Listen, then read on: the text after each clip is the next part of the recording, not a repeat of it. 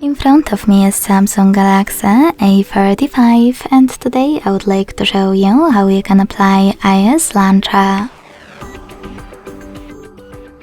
You need to begin by opening Play Store and getting free app called iOS Launcher 16 from Launcher Studio developer.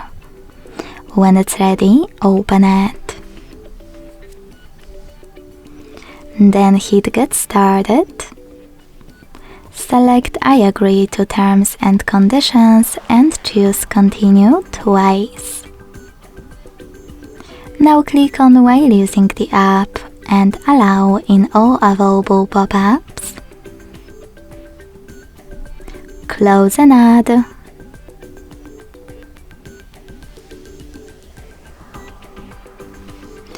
And manage all of those options. You can always do that later on. To apply your launcher, hit Set as Default at the top. Click on iOS Launcher and wait.